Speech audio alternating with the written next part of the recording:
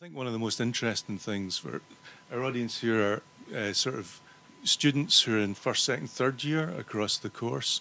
And I think what would be most interesting for them would possibly be to hear a little bit about how you got started in music. When did you first engage with music and how did you progress from there? I guess I first started playing music when I was 6. My dad taught me the blues scale on piano, and I started taking piano lessons, classical piano.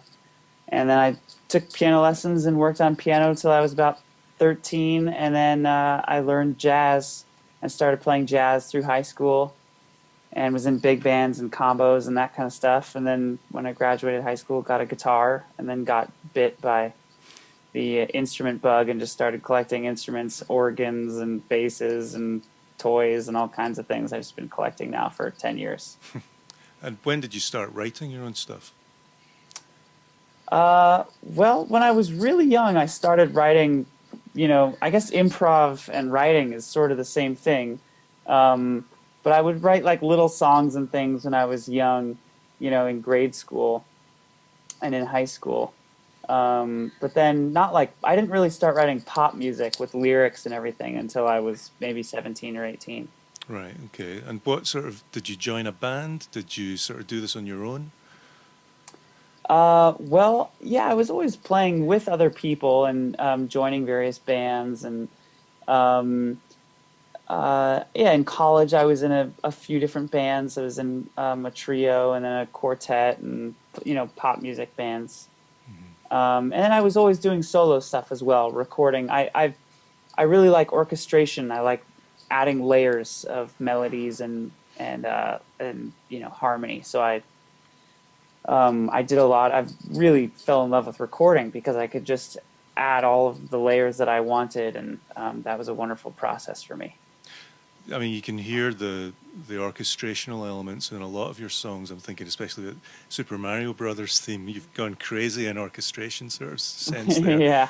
When you're doing something like that, are you thinking about trying to be quirky? Are you thinking about what's a sort of weird way to go? Or are you thinking about what just feels right to you?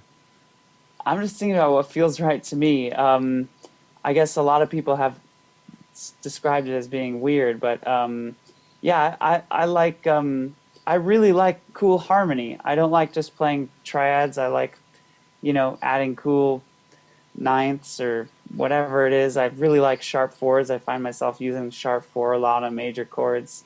And yeah, and also like a six. I like adding a six into a major chord. I just like, making things a little bit, I don't know, denser or something. And yeah, I'm usually thinking about like trying to make it feel good. Especially recently, I'm trying to make it feel visceral and like intense and hardcore. Sorry, can you guys hear my cat? She's just screaming her head off in the background here. Let me go get her because she'll stop meowing if I'm petting her. So just all right, here's the culprit right here. Bad cat. Okay. So yeah, intensity. I mean, Gulf is a great song in terms of intensity that's there. Thank you. And I think it starts off quite intense and then it just gets more and more sort of, I can't think of the word. It's when you start singing and you're on camera, you can see that you're really feeling it. You're sort of going for it. Yeah. The videos, yeah. Are they kind of something that's in your mind as you're thinking of writing the song, or do the videos come later? On the earlier songs, the videos kind of came along with the music. I would think, okay, well, the drums have been going now for like 10 seconds, so something else should come into the video. And that really influenced the way I was writing songs, But then I just started recording songs and making the music good first. And then however the video unfolded, because of that, it would just unfold. So yeah, at first the video really influenced the music, and then it sort of, after I did it maybe 5 or 6 times, it stopped influencing the music quite as much. So yeah. But I'm thinking I actually wanted to talk to you about the music industry, but we'll get to that. I'm interested in Gulf, the video. there's a real interesting sort of thing of where the camera seems to be you know that thing where you go left eye, right eye, left eye, right eye, and you sort Yeah. of jump across. And there's a thing like that Yeah. in the video. And was that something that you'd set up with two cameras, and you'd sort of had that as a way of thinking about how you were video? I'm interested. What was the inspiration for that? Sure. Well, the inspiration was, you know, when I listened to a lot of my favorite records, Elliott Smith records, or I really like Coldplay's Parachutes, and then just like, you know, Beatles recordings, John Lennon. A lot of the time, the vocals are doubled, and other things are doubled too, like they'll double a guitar. And I was always interested in like, okay, what's a cool way that I can show something being doubled? You know, how do I show that there's two vocal tracks being recorded here? And so one way to do that is to record two takes of vocals, one from this camera angle and one from that camera angle. Yeah. And then when you switch back and forth between them really quickly, you get this kind of shifty effect. And that's, you know, if you toggle back and forth at every 3 frames, you switch from camera A to camera B, you get that really cool kind of motion. So this was shot with two different. So I'm thinking about you playing the drums. 2 different takes of you playing the drums. One camera, but just set up slightly differently, not done That's with correct. 2 cameras. So yeah, you're using the technical equipment you've got for the maximum sort of bang that you can get from it. That's Yeah. really cool. Yeah. Okay, let's go back a little bit. So you started off by learning piano, classical piano. You then got into jazz. You then joined bands when you were at school and things like that. Did you go on to study music at university? I did, yeah. I was a music major with a focus in composition, and then another thing called music science and technology, which was, you know, algorithmic composition and programming and, you know. Okay, and is that where you kind of got into using computers, or were you already into sequencing and DAWs? At that point, I was already into sequencing and Pro Tools. I'd been doing Pro Tools for, you know, 2 or 3 years by that point. But that's really where I started, like, getting intense into it. Not necessarily into Pro Tools, but, like, you know, we had to build our own synthesizers, and I was not very good at it. I mean, the people in my class were all like double E majors. Actually, the program that I was in was a graduate program, and I was an undergrad student. So it was very difficult for me. You know, we did our best, but the undergrads that's my cat's tail, sorry. The undergrads kind of had a tough time keeping up with all these amazingly smart computer engineers and programmers. Right, okay. So the course was kind of computer programming, and I guess were you using something like Reactor to build your own synths, that sort of thing, or were you using? We were actually like building synthesizers using microchips, and you know, okay. Yeah, and we were, you know, building. We had transistors and resistors, and we were building analog synthesizers and things like that. Half the time you're doing music, and half the time you're doing electronic engineering. Yeah, except I wasn't so great at the engineering part. And is it this time that you discovered that there's a point in all musicians' careers where they finally think, okay, I'm going to play other people the music that I'm writing and see what they think of it? When did that happen for you? Let's see. When did I first start playing music that I had written for other people? That was in college. Right. Yeah, I did some. I remember being in one of my dormitories and playing stuff on the piano, and one guy in the dorm said, "We need to get you a show at the coffee house here." I thought, okay, let's try it. So I did a show, and basically my whole college experience, I was playing at the coffee house, which really influenced the kind of music I was playing. Because if you go play at a coffee house and you start playing golf, they're going to get pissed.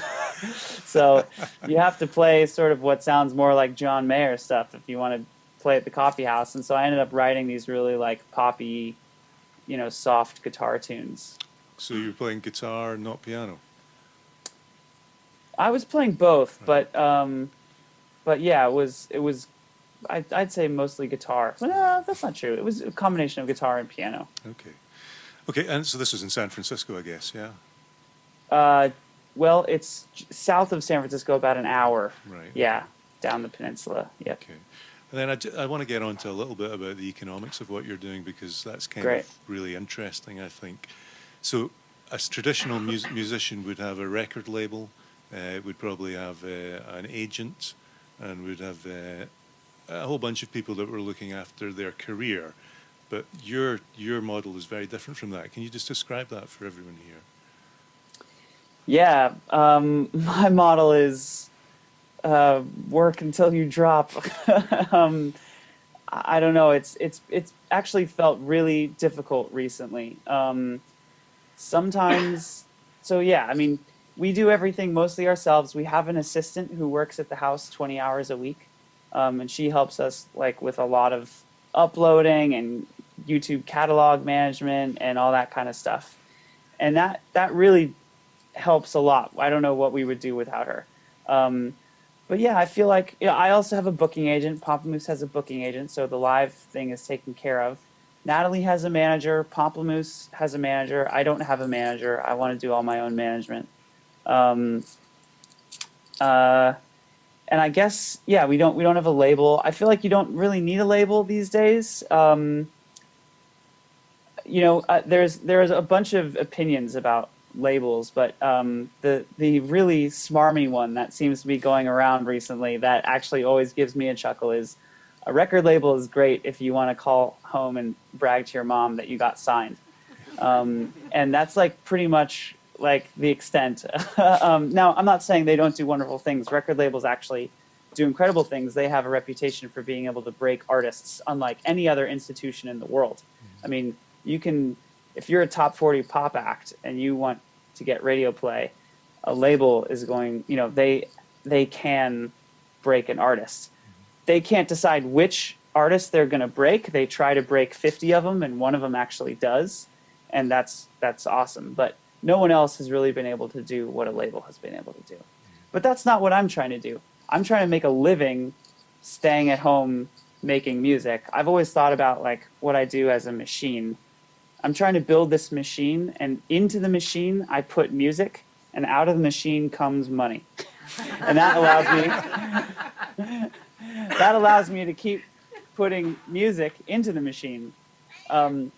Shut up, Cleo. So She disagrees with your model completely. she doesn't like my machine, but it's a great machine, Cleo. You should try it sometime.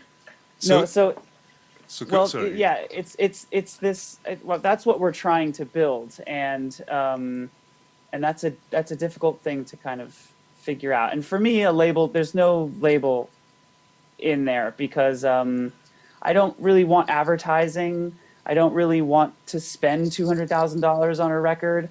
I'd rather have like a small business with a sustainable small fan base that really likes me. And I want to be really honest with my fan base. Like, I want to tell them about updates. I want to be transparent. I want them to know what's happening. I don't want to be buried in lots of branding, and I want it to be a real relationship with real people. And even if that's only, right now I have about 130,000 subscribers on YouTube, which is pittance compared to, what someone like Bruno Mars has.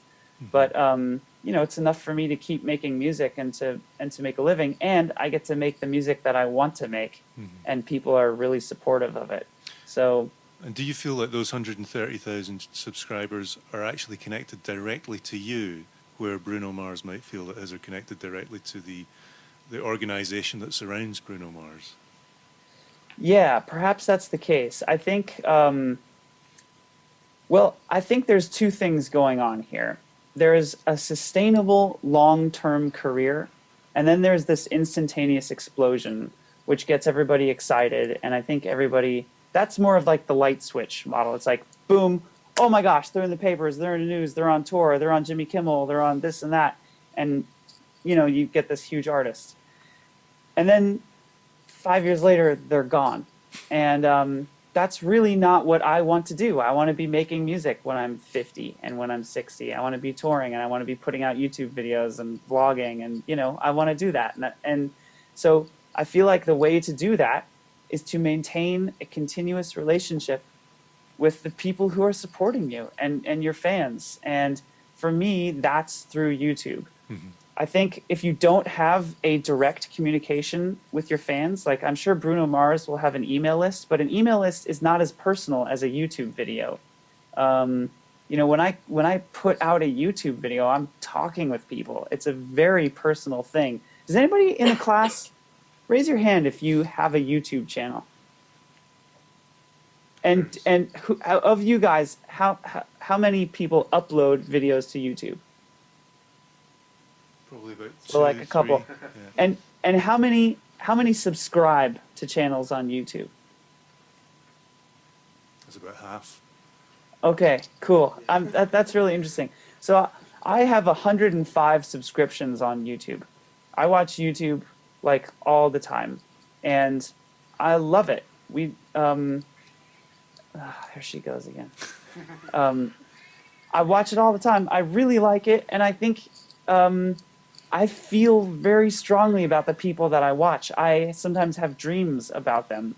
It's a very deep. I know it sounds really like weird. I haven't even met them, but it's such a deep connection. I understand why my fans feel connected to me, because I feel so connected to these people, and that connection, that depth, and that level is something you can't get through an email list. Can you describe a little bit about how you do your, because I've seen at the end of some of the videos you do a shout out for people to help on tours. Can you describe what happens when you go out and you do a live show, and how people respond to that?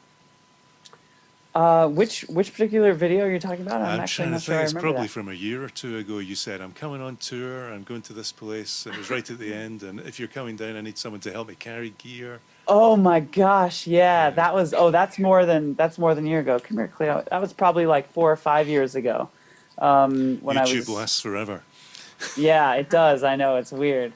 But yeah, what I did was I said, hey, if you want to help me carry stuff from the car and unload and load up gear, let's hang out and, load and unload gear with me. And so people would come to the shows and they would haul stuff with me, and we would talk and chat, and it was awesome. Who's great at that is Amanda Palmer. She will be in a city. She'll be in like New Orleans, and she'll say, I don't have a place to stay. I don't want to get a hotel. Will anybody let me crash at their place? And she'll get like 10 tweets back from 10 different fans who said, yeah, come stay at my house. And she'll just pick a house and go stay at somebody's house. And she's done that for like 10 years. And she's maintained just the most incredible connections with fans that way.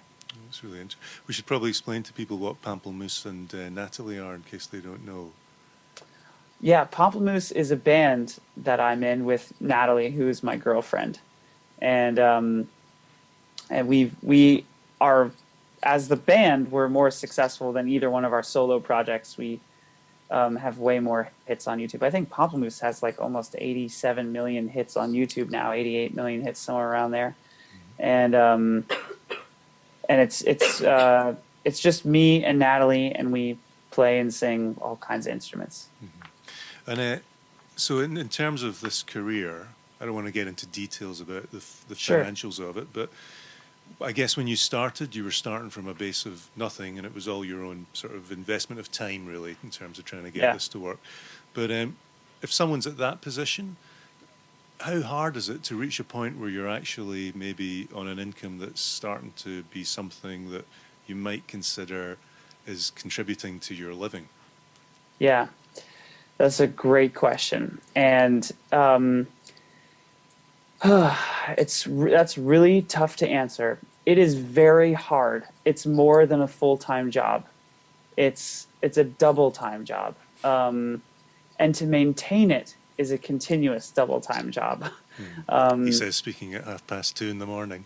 Yeah, I've been up since 8 this morning. And I've been getting very little sleep recently. And I answer every tweet on Twitter. I spend hours a day on Twitter, and that's important to me. I really want to connect with my fans.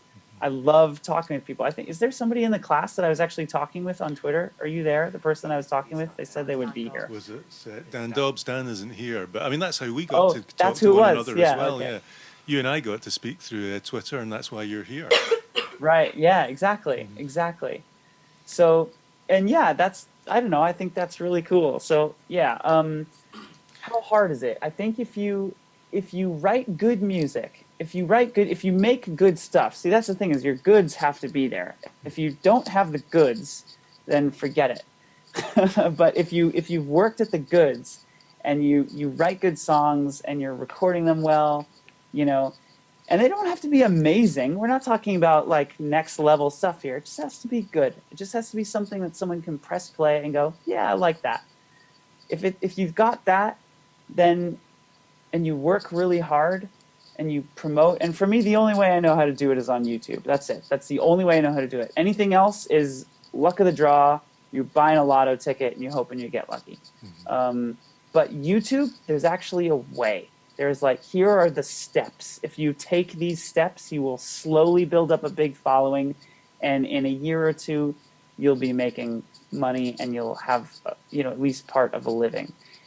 That to me, this is the first time in history that there have been steps like that. It's the distribution network, isn't it? It's suddenly available to, not just for music, but for video, for everything. That connection network is there for almost everything for free. Yeah, it's all free. I mean, it used to be that, that you had to convince someone that you were cool enough to be heard.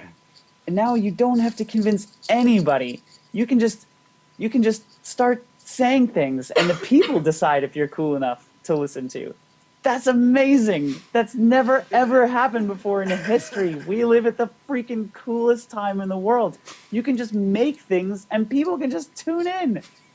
We're so lucky. We're so lucky we have that. So just again, not getting into the details, but how does the money flow? I mean, if people go to so there's the YouTube stuff, which is all free, but then there's something that people must pay for, or else you're not getting an income. So where does that come in? Right. Okay. Well, there's a couple revenue streams. And I'm going to talk about Pomplamoose here because my revenue streams aren't as hefty as Pomplamoose. And had Pomplamoose not existed, I spent most of my time on Pomplamoose. Maybe I would have shifted my focus to my stuff. But Pomplamoose is sort of the bread and the butter for us. So a lot of it is iTunes sales. A lot of it is iTunes sales. So people download songs. And yes, people do download songs. Piracy exists, but fans want to support you, especially if you're open and transparent and you say, "Hey guys, please download my song. It's how I make a living." So, if you can't afford it, then sure, go ahead. You can pirate it. But if you can afford it, please give me the buck. People want to support. I'm amazed every day by the generosity of my fans, but they want to support my music. They want to support that kind of stuff. They will buy a song on iTunes. We get emails that say, "Hey, where can I buy your song where you get the biggest cut of the money? Is it through Bandcamp? Is it through iTunes? Is it through Amazon?" So yeah, some of it's through iTunes. The other portion of our income comes through Stage It shows, which is these live, it's a live show, kind of like this, except we play songs, and there's a little tip button at the bottom of the screen here, and people can just click tip, and then we get tips, and it's pay what you want to get to the show. That is an incredible, incredible platform. We made more money in like our first Stage It show than we made on our first East Coast tour. Wow. So it's an incredible platform. So there's that. Then there's also like licensing. We get, every once in a while we get an email from Hyundai or Toyota and they'd say, "Hey, you want to do a commercial?" And we'd be like, "Hell yeah."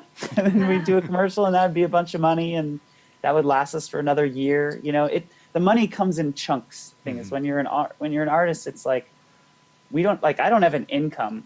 That's one thing that like I hate about this is like, I've literally been living off the same chunk of money now for like 14 months. And that I got that money 14 months ago and I haven't really gotten much since. And that's scary. Like you have to learn how to budget and to be careful and we're not swimming in it here. We're scraping by. We're not starving artists. We're not even struggling artists. I mean, this is my house that I bought off of MP3 sales, you know?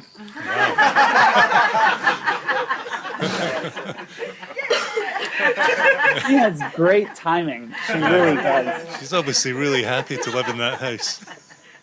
God, look at this ugly mug. Look at that. She's not happy. That's cool. She's old. I'm going to open this up to people to ask you questions. We've got a wireless mic here, so any of you guys got any questions you want to ask Jack? And if you haven't, I've got loads more. Anyone?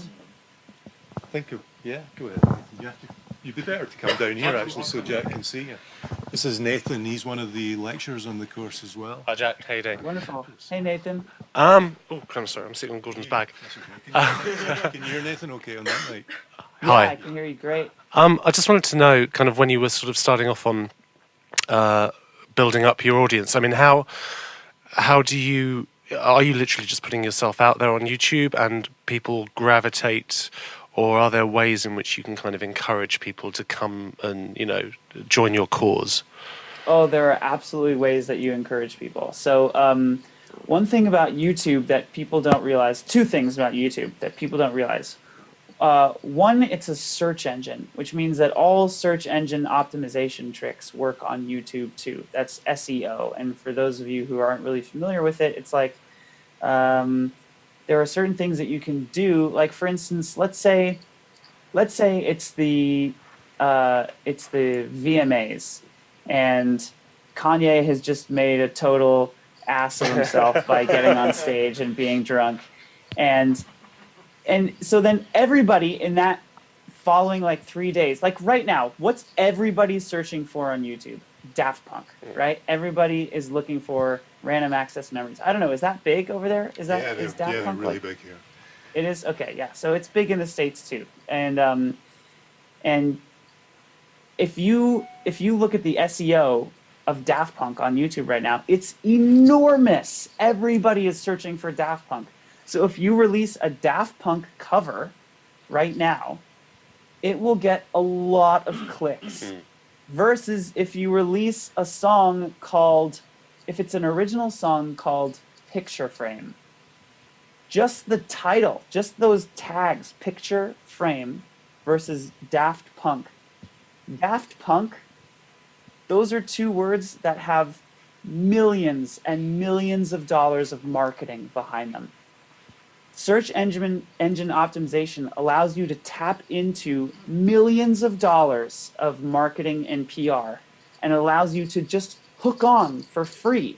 It's really an incredible thing. Cleo, stop it. I'm sorry, guys. Jeez.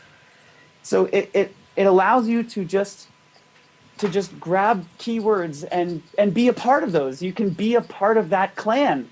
Even though you're not Daft Punk, you can cover Daft Punk. And there's a huge cover scene right now on YouTube. This isn't an old phenomenon, by the way. The Beatles' first 3 albums were half cover songs. They were doing the same thing. It's just we're in a new medium now. It's YouTube instead of albums. And so, yes, there are certain tricks. The other big... So the first trick is cover really popular tags. It doesn't even have to be popular songs. It just has to be popular tags. The second thing is YouTube is a social network. That's something people don't realize. You have a feed. As a YouTuber, your activity shows up in other people's feeds. When you like a video, when you favorite a video, boom, your name pops up in their feed, and they see Jack Conte, and they go, "Oh, Jack Conte, I remember him. He's this guy. What's he up to?" And that's just because I favorited a video. So if you're an active YouTuber and you're a part of the community, and you're talking with people, and you're commenting on videos, and you're favoriting videos, and you're adding them to playlists, and you're being a part of the YouTube community, you're popping up in feeds all over the place. Your channel explodes.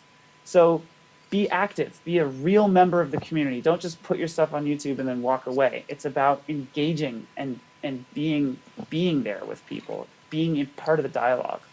So how many hours of the day, so there's the time that you're making the music and the time that you're shooting the videos and then you're editing the videos. How many hours a day on average would you try and allocate to participating in the community that you're fostering? When I release a video, I spend probably 3 full days after the video, and by full days I mean probably 14 hours a day, um, just on YouTube, on Facebook, on Twitter, just answering comments, talking with people, doing Google Hangouts, whatever it is that I can do for probably 3 full days. Then the rest of the time, like when I'm in my creative zone, when I'm working on a video, working on a new song, I'm 100%. I'm in that song. I'm in that video. I'm not doing social media, but I'll take a break maybe for 10 minutes or something. I'll walk up the hill and I'll do a Facebook post or something like that. So it really depends on the day, and I don't really have a formula. I don't really have like a, okay, today is this and tomorrow is that and blah blah blah. I don't have that. It's kind of like whatever I'm feeling at the time. Okay, well, that's interesting. Is there any questions for you guys? It's a real opportunity. Yeah, like, You have to use the mic. Tell them who you are as well. I'm Connor. Can you see Connor? Hey Connor. Do you gain any revenue for like adverts on YouTube, like through, like? Yes. Yes. How is that expanded like through the? Yeah, sure. So here's how it works. YouTube has something called the partner program, and what they do is YouTube is aware that their site would be an empty shell without all of the content creators that are uploading stuff. So YouTube really wants to incentivize content creators to be releasing regular stuff on YouTube. So a couple of years ago, they said, okay, all you people who are creating stuff and putting it on YouTube, thank you. We really appreciate that. Here's what we're going to do. We're going to run ads over your videos, but we're going to give you half the revenue from those ads. That's called the partner program. So you can sign up to be a partner, to run ads over your videos, and to take a percentage of those proceeds, basically. And that's called the AdSense program or whatever, the YouTube partner program. And it's not very much money unless you're getting millions and millions and millions of hits regularly. If you were getting 3, 5, 6 million hits a month, then you're doing pretty well. I mean, you can actually, that's a significant piece of your income at that point. If you're like Freddie W. or Alex Day or Charlie is So Cool Like or any of those guys. Do you guys know those guys? Do you know who I'm talking about? Charlie and Alex Day and all them? They're saying yes. So then you're making a lot of money. You're getting millions and millions of hits, and the partner program is really good for you. Alex Day, by the way, this is just an interesting fact. He's a YouTuber. How many people have heard of Alex Day? Naramon on YouTube. One. Okay, cool. So check this out. Here's why you should know who Alex Day is. Justin Timberlake's record. You guys know who Justin Timberlake is? Yeah. Okay. Justin Timberlake's record came out on the same day as Alex Day's record. They both came out on the same day. Justin Timberlake's record was number 8 on iTunes the day it came out. Alex Day's record was number 7 on iTunes on the same day. He's a YouTuber with 750,000 subscribers. No one's ever heard of him, and he beat Justin Timberlake. So we're talking about a serious business here. We're talking about, these are real fans who really care. YouTube is an amazing environment and community with incredible people. So yeah, go look up Alex Day. He's in there. He's in the UK, and I think he's a wonderful vlogger and musician. Just very honest. Okay, we'll try and see if we can get him to come on one of these. Sometimes when I watch your videos, I get that you can skip this ad in 4 seconds, and then sometimes when I watch them, I don't. Does that contribute to your income too? And why does it only appear sometimes? Okay, so that's a format called True View advertising, and True View advertising is one of the options that YouTube offers its partners.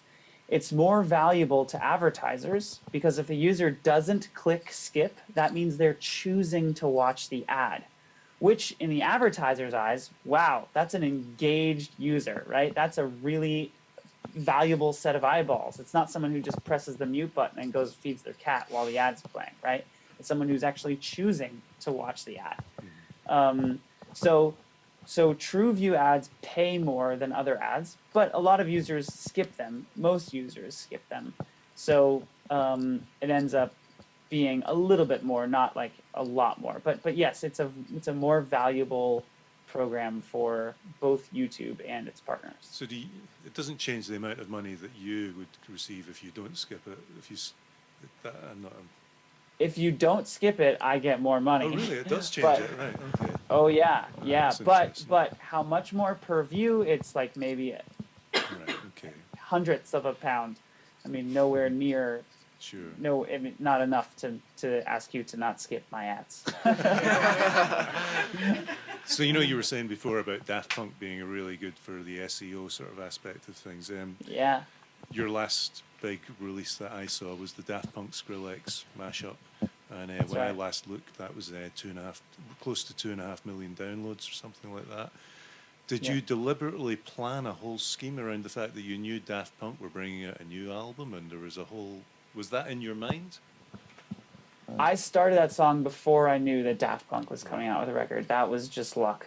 And that's the other thing about YouTube is if you make enough songs, if you release enough shit, sometimes you get lucky. But you gotta release 100 things, and then one thing you're like, oh my god, they're coming out with an album the day I'm releasing this, and you get really lucky. That's what happened with the album this week. We covered Single Ladies by Beyonce. The example that I gave about the VMAs and Kanye making an ass of himself, that happened to us. Kanye got up there, interrupted Taylor Swift in the middle of her acceptance speech. He was drunk off his ass, and he was like, yo, Taylor, you were okay, but Beyonce had one of the best videos of all time. And he made a total jerk of himself for like 2 weeks. Everybody was searching Beyonce Single Ladies right after we released our video. We got 500,000 hits overnight. Literally in 12 hours, we got 500,000 hits. It was the first time we'd ever gotten anything like that. We were getting maybe 5,000 hits before that. And we just got really lucky, like the pieces aligned. But the thing is, we had been putting out lots of videos all the time. And so you're just kind of throwing spaghetti at the wall, and you throw enough spaghetti at the wall, something's going to stick. So, I mean, yeah, that's kind of my philosophy, is just make a lot of stuff and hope you kind of get lucky at some point. And if you do, it could be enough to give you that momentary boost that helps you make more stuff with more fans. Yeah, when I was composing music for orchestra, I used to start at 8 and finish at 6 every day on composing, whether I felt inspired or not. And I knew that if I just did the hours, something would come out of the hours. If I didn't do the hours, nothing would come out of the hours. So it was a case of just put the time in, and it comes through. Is there any other questions? Yeah, just pass them. Hi, I'm Stephen. One thing I noticed was, as a musician writing songs, there's so much that you're limited to in terms of, I've got a guitar, I've got a piano. But on watching loads of your videos from the past years, you've a lot of work that you do with electro-harmonics products. How does that work out when it's helping you to write stuff? Do you leave it and then come back with the sense that you can go and take an effect and go mad with it? Or is it something that's just sort of, I've got all this gear, may as well use it? Well, no, it's definitely a part of the writing process for me. I think it's the first thing. So I'll be playing a line or a sound, and I'm not satisfied with it, so I'll start tweaking it, and I'll run it through a bunch of crunching and distorting and delays, and that helps me write. That inspires me to write. In fact, a lot of times I'll figure out an effect before I figure out a riff, right? And I'll be figuring out a part based on the effects of the part, because then it's almost like it's a new instrument, right? I mean, if it sounds different, it's a new instrument. It inspires a melodic line. So yeah, I mean, a lot of the time, the effects, the sounds are part of the composition for me. I try to always stay focused on melodies as opposed to timbres, because I think ultimately melodies are what you can whistle while you're walking down the street. I mean, that's that's the music that I love is melodic. You know, it has clear melodies in it. But that said, effects and sounds can really enhance the emotion of those melodies. And so it is definitely a big part of writing for me is the effects and the sounds. And recently I've been using a lot of like computer effects too, you know, Massive and Guitar Rig and Ableton Live and scrunching things together, and that's a big part of the writing as well. I wanted to ask you about something to do with your, because you have a really balanced, a lot of people, some musicians will go, I'm totally into sequencers, DAWs, that kind of thing, software. Others will be, I'm totally into analog and acoustic instruments and things like that. And it's kind of a Windows Mac fight. But you seem to have you're very comfortable with both sides of that. And I'm just wondering where that comes from and what you think each of them gives to the way you create music. Oh, that's a good question. I think for me it probably, well, I think it comes from a skepticism that I have of people saying like, oh, I love vintage synths, they're just so warm and they sound really great. I love, you know, it's like, come on, dude, like you can't freaking tell the difference. I don't know, like when you pile effects onto a synthesizer and you put it in a song and there's 10 layers and background vocals and drums blasting, like there's no way you can tell if that's a model of a Juno 106 or an actual Juno 106. Like nobody would be able to tell that. So I guess that's the skepticism that I have. So I think digital stuff and analog stuff are both good for different reasons. Massive is a wonderful digital tool for creating enormous bass sounds, and you know it's really great for that. But something like my organ, my little Hammond organ, is really inspiring to play, and I like feeling the wood under my fingers, and I have knobs that I can turn, and it affects a whole different side of my brain for composition and orchestration. So, you know, they have their different components and areas of my studio that I like using them for. So, like especially on my most recent EP, which is a more electronic EP, I still used my Electro-Harmonix guitar pedals. I ran them through my Fender amp. I recorded them with my Octava microphone. I brought them into Ableton, and then I crunched the hell out of them through all kinds of digital filters and distortions. So I was using analog stuff and digital stuff for one sound. And that really helped me. I think it was great. It allowed me to like really maximize and get a really organic tone, but at the same time get like a really maximized full sound with the digital stuff too. So in your live shows, is the Launchpad in Ableton a part of your live shows as well? I actually haven't played live yet with Ableton. Last time I played live solo was like 4 or 5 years ago. When Pomplamoose plays live, we play with a full band, just completely acoustic. So yeah, I haven't planned the live show yet. I have a tour coming up soon, so I need to plan the live show, but so far I haven't.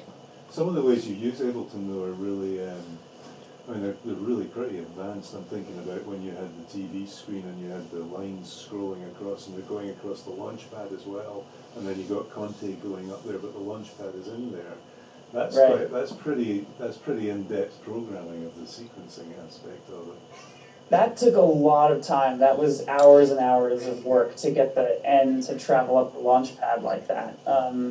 But you know, in the end, it's like it was only, I don't know, 4 or 5 hours. Like, you know, that's a part of one day. seconds. Yeah, but it was cool. Yeah, absolutely. It's one of the things it made me go, wow, why the hell's he done that? It's incredible. Any other questions for you guys? Yep, we have a question. Just forget to say your name. I'm Billy. Hello. Hello. Of everything you've done, what's the most proudest moment of your career so far? The proudest moments of my career. Wow. I have never thought about that. I don't think I've ever been asked that before. I'm sure Cleo thinks it's probably her. Well, okay. The proudest moment. See, I'm tempted to say something recent, but maybe that's just because I remember that. That's okay. I can think of something that isn't so recent. I got an email from a piano player named Brad Meldau, who I have been listening to and following for years and years. He's my favorite pianist, my absolute hero, favorite jazz piano player. He made my favorite jazz record of all time called Largo. And one day I got an email from this guy he's my hero. I mean, and he said, hey, I love Pomplamoose. I love what you guys do. I just bought your albums. I just want to let you know, write you an email. I love making your stuff.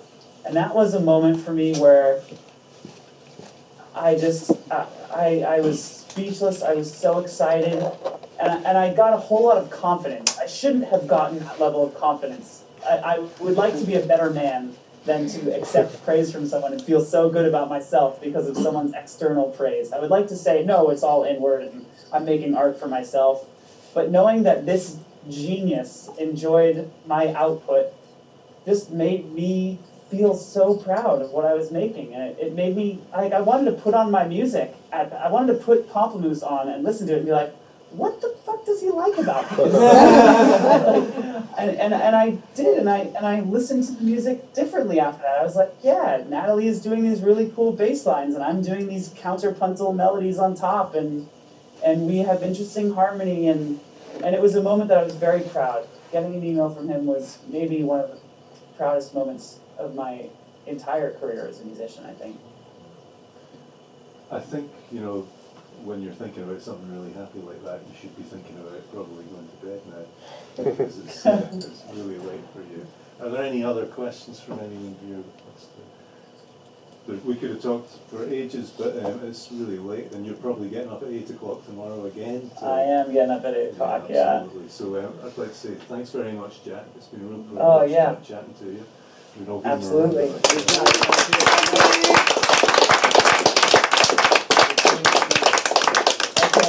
Thanks, everybody. Good luck with everything. Bye, Cleo.